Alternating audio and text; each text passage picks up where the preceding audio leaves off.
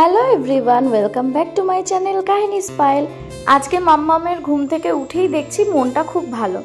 আর সকালবেলা উঠেই স্নান করে নিয়েছে, তারপরে দেখো রেডিও হয়ে গেছে, কেননা আজকে কাহিনী যাবে বাড়িতে, তার ছোটদাদু নিতে আসবে, তো তার জন্য তাকে রেডি করে দিয়েছি।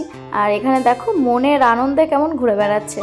তো বলতে না বলতে ছোটদাদুও চলে এসছে, আর যাওয়ার আগে আমাকে বলে যাচ্ছে আমি যেন কোথাও ঘুরতে না যাই। ও যাচ্ছে তাই। বাড়ি থেকে কোথাও বেরোলে ওর মাকে নিয়ে ভীষণ চিন্তা, মা যদি একা একা ঘুরতে চলে যায়, তো তার জন্য আমাকে বলে দিয়ে যাচ্ছে। আর ওখানে গিয়ে কি কি করবে তার জন্যই ছোটদাদুর সাথে প্ল্যান হচ্ছে। এদিকে আমার মেয়ের তো খুব আনন্দ হচ্ছে যাবে তাই, আর আমাদের এদিকে মন খারাপ, বিশেষ করে আমার। ও না থাকলে বাড়িটাই পুরো ফাঁকা, কেমন নিস্তব্ধ মতো থাকে। আর এখানে দেখো ও চলে যাচ্ছে, তবে ও যাওয়ার পরে আজকে অনেক কাজ আছে আমার। মাম্মাম যে ডেলি জামা কাপড়গুলো পরে সেইগুলো আমি একসাথে রেখে দিই, দুদিন অন্তর সেগুলো সার্ফে কেচে নিই। মানে জল ধোয়া করে জামা আমি খুব একটা করি না, কারণ প্রতিদিনেরটা প্রতিদিনই প্রায় আমি সার্ফে কেচে দিই। আর ওর জামা কাপড়গুলো কাচতে গিয়ে দেখলাম আমাদেরও কিছু জামা কাপড় ছিল, তো সেগুলো একেবারে কেচে নিলাম। আর দেখো ছাদেও গেছি মেলতে। আর আমাদের ছাদে সূর্য ওঠা থেকে শুরু করে সূর্যি মামা অস্ত যাওয়া পর্যন্ত এতটাই রোদ থাকে যে জামা কাপড় দিলে কাট কাট হয়ে শুকিয়ে যাবে। আর শীতকালেও তাই, শীতকালে কারোর বাড়ি রোদ না থাকলে আমাদের বাড়িতেও আছেই, মানে প্রচণ্ড রোদ পড়ে, তো ছাদে যাওয়ার মতোই না। আর আমি কোনোদিনও ছাদে রোদের মধ্যে যাইও না। তবে জানি না আজকে সকাল থেকে উঠে কি মনে হয়েছিল, আর নিজেই আজকে সব কাজগুলো করে নিয়েছি। আর এই ভিডিওটা আমার বাড়ির লোক যদি কেউ দেখে থাকে আমাকে পাগল করে দেবে, কারণ আমি ছাদে যে যাই না, সেই ডুমুরের ফুলের মতো। ডুমুরের ফুল যেমন দেখা যায় না, আমাকেও ছাদে উঠতে কেউ দেখবে না এই রোদের মধ্যে, সেই কারণেই বললাম কথাটা। আর আমাদের ছাদটা দেখেছো কত বড়, কত ফুল গাছ আমাদের ছাদে। আমার তো ছাদে আসতে খুব ভালো লাগে, বিকেলবেলা করে ছাদে হাঁটতে ভীষণই ভালো লাগে এই গরমকালে। আর চলো, আমার মেলা তো কমপ্লিট হয়ে গেল, এবার নিচে যাব, ঠাকুর ঘরেও অনেক কাজ আছে। তো আজকে সকাল সকাল স্নান করে একেবারে পুজোটা দিয়ে নিচ্ছি, কারণ প্রতিদিন দেরি হয়ে যায়, বেলা করে স্নান করি আর ভালো লাগে না। আর যেহেতু আজকে বছরের শুরু, সেই জন্য ভাবলাম দিনটা একটু অন্যরকমভাবে শুরু করি। তো ঠাকুর ঘরে গিয়ে আগে মোছামুছিটা করে নিচ্ছি। আর আমাদের বাড়িতে, আমাদের ঘরে যেদিকেই তাকাবে সেদিকেই চারিদিকে গাছ পাবে। এতই গাছ আমাদের বাড়িতে যে অক্সিজেনের কোনো অভাব নেই আমাদের বাড়িতে। তো যাই হোক, ইয়ার্কি মারলাম। আর ঠাকুর ঘরটা আমি নিজেরাই মুছি, আর ঠাকুরের বাসনপত্র মাঝে মাঝে মাসি মেজে দেয়, বা আমরা নিজেরাও মাজি। আর তার জন্য স্নান করে উঠে ঠাকুর ঘরটা আগে মুছে নিচ্ছি, তারপরে পুজো দেব। আর মা সকালবেলা উঠেই তো ঠাকুরের ফুল সব তুলে রাখে, ওটা আমার আর করতে হয় না। আর আমি এদিকে বাসন টাসন মেজে তারপরে পুজো দিতে আসবো।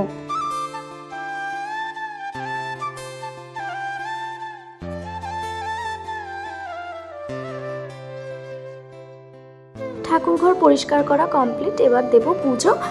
এই ফুল যখন আমি ওই বাড়িতে থাকতাম পুজো দিতাম, একটাও ফুল পেতাম না। আর সেই এই বাড়িতেই দেখো কত ফুল, মন ভরে যেন ঠাকুরকে সাজানো যায়, এত সুন্দর। আমাদের যদি মালাও করা হয় না, অনেক মালা হবে, কিন্তু ওই আমাদের অত ফুলও লাগে না, গাছে একটু থাকলে ফুলটা আবার দেখতেও ভালো লাগে।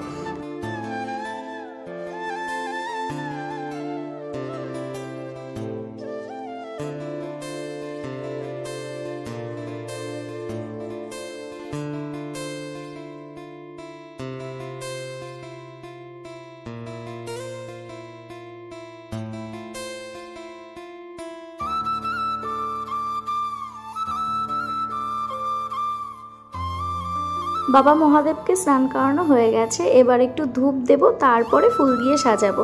আমার এই বাড়িতে সব কিছু এখনো সম্পূর্ণভাবে গুছিয়ে ওঠা হয়নি, সব কিছু গোছাতে একটু সময় লাগবে।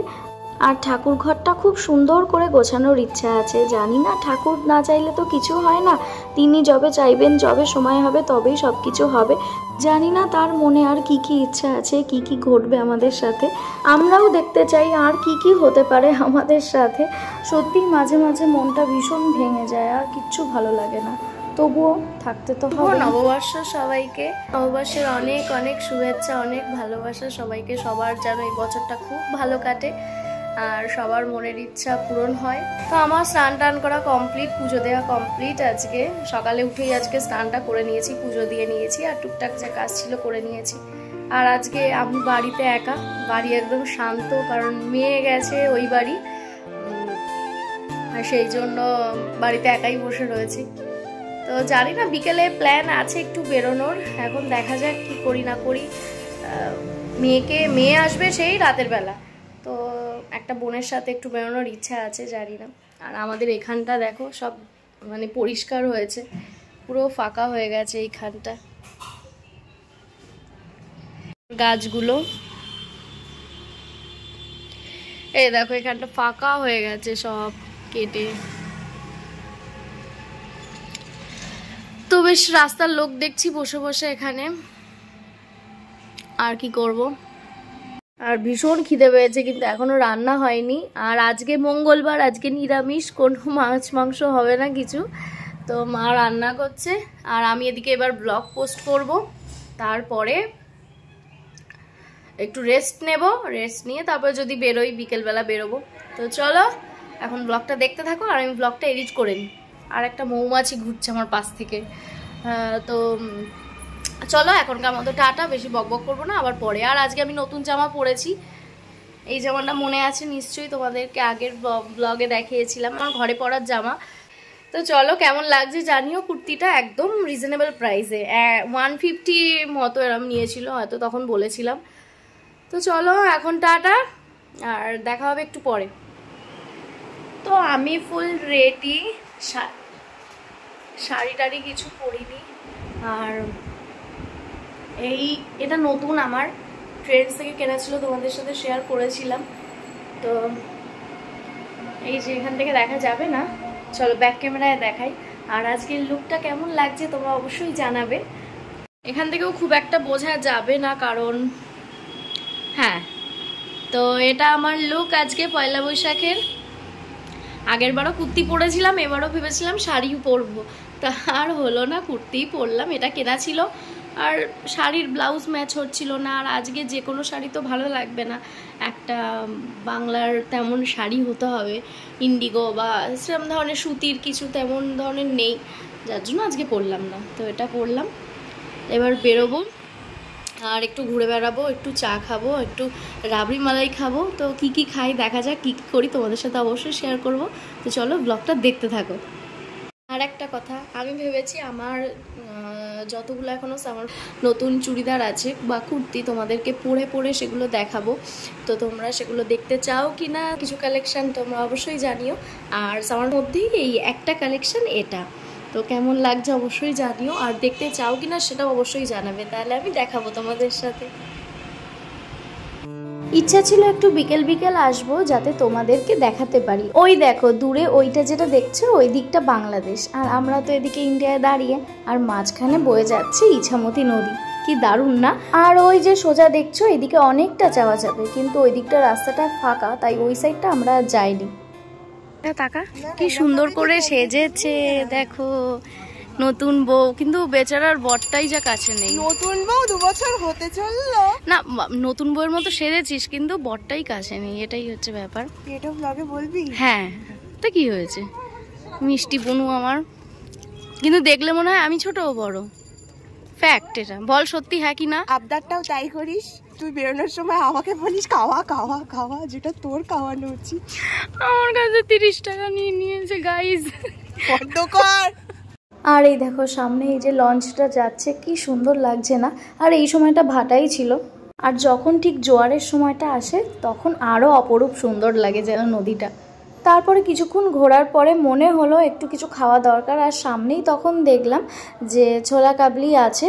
তো এটা আমার ভীষণ প্রিয়, আমি গেস্ট হাউসে গেলে একবার ট্রাই করি, মামার কাছ থেকে ভীষণ ভালো করে। আর তারপরে যেটা না খেলেই নয়, টাকির স্পেশাল রাবড়ি মালাই। আর দেখো এখানে কত লোক, আর যত সময় যাচ্ছিল তত যেন ভিড়টা আরও বাড়ছিল। তো আমাদের ছোলা কাবলি খাওয়া হয়ে গেছে, মাঝে রাবড়ি মালাই খাওয়া হয়ে গেছে, প্রচুর রিলস করেছি। আমি আজকে রিলস বেশি করিনি, আমি 2টো রিলস করে আর ফটো তুলেছি বেশি। আর এখানে লোক জমে গেছে, রিলস করতে পারছি না। আর এবার বাড়ি যাব।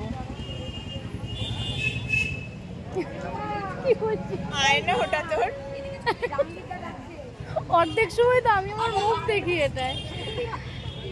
তো আজকে ওর হেভি হেভি রিলস বানিয়ে দিয়েছি, আমার ক্যামেরায় যে ওর ফটোগুলো এসছে, মানে রিলগুলো দারুণ। আগের দিন যেটা অসুবিধা হয়েছিল সেটা আমি ওকে ডকুমেন্টে পাঠাইনি, ফেটে গেছিলো, হোয়াটসঅ্যাপে এইচডিতে পাঠিয়েছিলাম। আজকে ডকুমেন্টে পাঠিয়েছি, একদম ফাটেনি, একদম রিলগুলো ওর হেভি হেভি হবে। নিজে ক্রেডিটটাও নে, তোর ফোনের ক্রেডিটটাও নে। নিয়ে ব্লগটা বন্ধ করে দিই। ও ভগবান, আর আমার মেয়ে দেখবে ফোন খুলে আমি এসছিলাম, তো আমাকে তখন কুচি কুচি করে নেবে একদম। না ও বলে না কচু কাটা করবো। তো যাই হোক, এবার বাড়ি যাব, কারণ প্রায় কটা বাজে, 7টা বাজে, 7:30 বাজে, এবার বাড়ি যাবো। তো চলো বাড়ি গিয়ে আবার দেখা হবে। হ্যালো এভরিওয়ান, তো মাম্মামের কতগুলো পয়লা বৈশাখে জামা হয়ে গেছে, দেখো দেখাই তোমাদের। আগের দিন তো শেয়ার করতে পারিনি, অনেকগুলো 4-5টা হয়ে গেছে, আরে এখনো তো কতগুলো বাকি। তারও আগে ওর প্রচুর আমরা ঘুরতে যাব বলে অনেক কিছু শপিং করা। তো এইটা হচ্ছে জামাটা, তার ব্যাক ক্যামেরায় দেখ। এই যে এই জামাটা একটু বড় হয়েছে, সব সেলাই করতে দেওয়া হচ্ছে, আর এটা একটু মারতে হবে অনেকটাই। হ্যাঁ, আর এই জামাটা, এটা ধরো, এটা মনি দিয়েছে, এইটা আর এই প্যান্টটা। হ্যাঁ হয়ে যাবে। আর একটা জামা, সেটা আমি একটু পরে দেখাবো। আবার ওর ছোট মিমি কিনেছে আবার একটা জামা, তাই তো, সেটা ওখানে গেলেও পাবে। এগুলো সব পয়লা বৈশাখের। আর এই একটা হচ্ছে ওটা জামা, দাঁড়া, আর এই একটা জামা।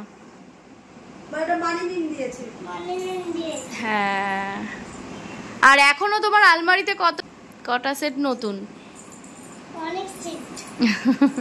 এখনো অনেকগুলো, প্রায় হিসাব মতো 7-8টা হবে।